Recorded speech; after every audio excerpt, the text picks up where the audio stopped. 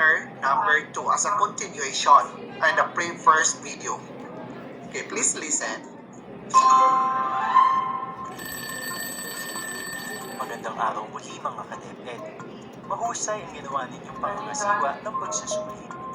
Nasiguro ninyong tahimik ang kapaligiran, maayos na naipaliwanag ang mga tuntunin, at makolekta lahat ng materials matapos ang 6 na minuto. Ang susunod naman ng mga hakbang ay pag-check at pagre-report. Para sa step-by-step na pagkumpleto ng automated score sheets, panoorin ang video ito. Una, piliin ang uri ng assessment. Pangalawa, i-enter ang school at classroom information. Isunod ang bilang ng enrollees at automatiko na mako-compute ang bilang ng mga pag-aaral na na-assess. Ilagay din ang learner's information, kasunod ang kanilang mga scores. Automatiko na rin mako-compute ang kanilang total scores at may kita ang reading profile. At panghuli, itala kung mayroong notes o remarks.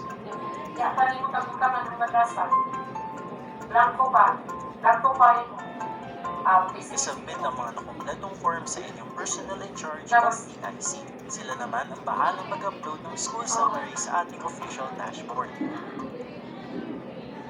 Para isubmit nyo, sunod, pumunta sa Learner's Portal at piliin ang angkop na form.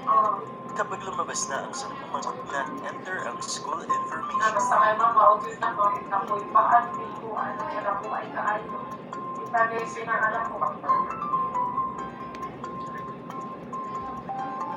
Ikalawa, i-upload ang school summary file at i-click ang open. Ito, kapag tama ang file, lalabas ang inyong school ID and school summary file. Pang-apat, i-display ng system ang extracted data mula sa file. Gawin ang mga ito bago i-click ang submit.